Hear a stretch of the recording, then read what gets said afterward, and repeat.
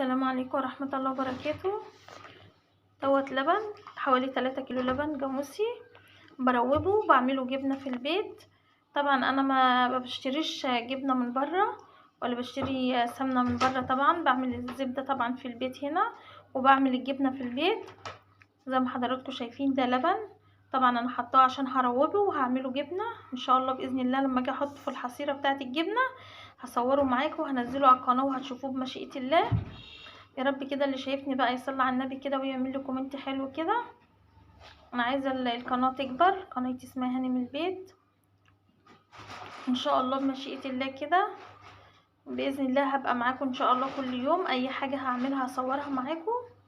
اللبن دوت ان شاء الله اول ما يروب باذن الله هحطه معاكم في الحصيره وهوريكم انا بعمل الجبنه ازاي في البيت ان شاء الله، جبنه فلاحي بمشيئه الله.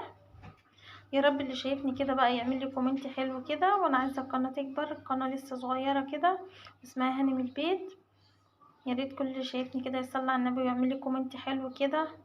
ويا ريت ما تتفرجوش في الصمت، بس انا عايزه بقى تشجيع، احس بيكم انكم انتوا بتتفرجوا عليا ومتابعيني وشايفيني. ان شاء الله بمشيئه الله هكون معاكم ان شاء الله كل يوم باذن الله، وهعمل لكم انا هوريكم انا بعمل ايه برضو في بيتي، اي حاجه هصورها معاكم ان شاء الله بمشيئه الله. استودعكم الله الذي لا يضيع ودائعه. السلام عليكم ورحمة الله وبركاته، واشوف وشكم على خير. سلام.